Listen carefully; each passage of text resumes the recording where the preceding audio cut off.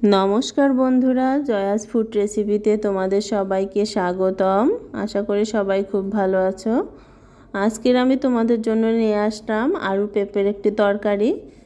যখন মাছ মাংস খেতে খেতে ভালো লাগে না, তখন এভাবে তরকারিটা করে খেয়ে দেখতে পারো, অনেক ভালো লাগবে।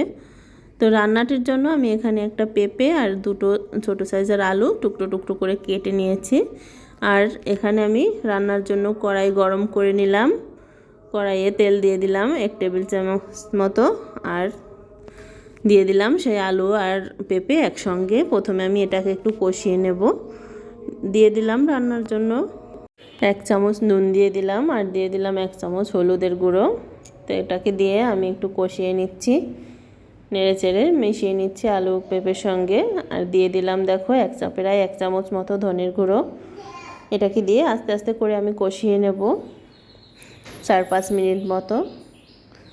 রান্নার জন্য এখানে আমি শুকনো লঙ্কা দেব না, দিয়ে দিলাম 5টা কাঁচা লঙ্কা মাঝখান থেকে ফেড়ে নিয়েছি।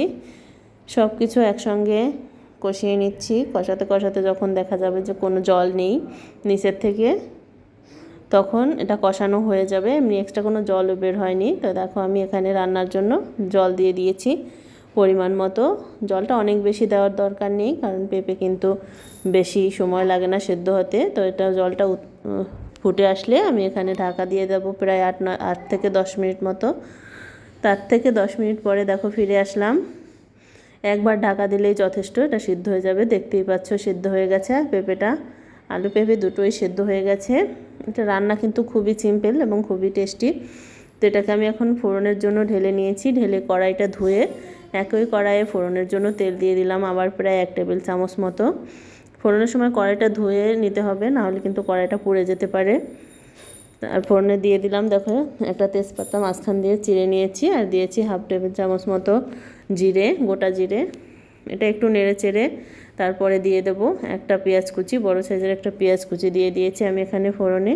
পেঁয়াজটা দিলে এটার কিন্তু সেন্ট আসবে অনেক সুন্দর। এটা বাদামি কালার করে ভেজে নিতে হবে আস্তে আস্তে করে, তেলটা যেহেতু অল্প। তো ভাজা হয়ে গেলে আমি দেখো তরকারিটাকে আবার ঢেলে দিলাম ফোড়ন হয়ে গেলে পরে। কারণ জোরে বেশি তেল দেওয়া যাবে না, কারণ পেঁপেতে বেশি তেল হলে কিন্তু খেতে ভালো লাগে না। তো এটা ফুটে আসলে আমি আবার এটাকে নেড়ে চেড়ে একটু 2-1টা আলু ভেঙে দিচ্ছি, যাতে ঝোলটা একটু গাঢ় হয়ে যায়। তো রান্নাটা কিন্তু আমার প্রায় শেষ। দেখতেই পাচ্ছ খুবই সিম্পল ইজি রেসিপি, কিন্তু খেতে কিন্তু অনেক টেস্টি হবে।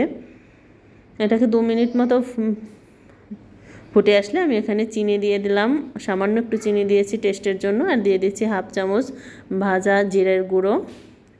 চিনিটা দিলে টেস্টটা আর একটু বেশি বেড়ে যায়, এই জন্য চিনিটা দিলাম। চিনিটা অপশনাল, কারো ভালো না লাগলে দিতে হবে না। তো রান্নাটা আমার শেষ, দেখেই বুঝতে পারছো কতটা সুন্দর হয়েছে। আর পেঁয়াজের ফোড়নটা কিন্তু থেকে যাবে, এজন্য আরও বেশি টেস্ট হবে খেতে। তো রেসিপিটি আমার শেষ হয়ে গেছে। চুলোটা আমি এখন বন্ধ করে দেব। বন্ধ করে আমি এটাকে ঢেলে নিচ্ছি। দেখো তো বন্ধুরা, কেমন হয়েছে রেসিপিটি অবশ্যই জানাবে। তোমরা অবশ্যই এভাবে একবার ট্রাই করে খাবে। আমি একটু তোমাদের চামচ উঠিয়ে দেখাচ্ছি। এরকম পেঁপের তরকারি হলে কিন্তু ভীষণ ভীষণ ভালো লাগে খেতে। তো রেসিপিটি কেমন হয়েছে কমেন্টসে জানিও, এবং ভালো লাগলে অবশ্যই পাশে থাকবে। আশা করছি আমার চ্যানেলটি সাবস্ক্রাইব করবে। আজকের মতো সবাইকে টাটা।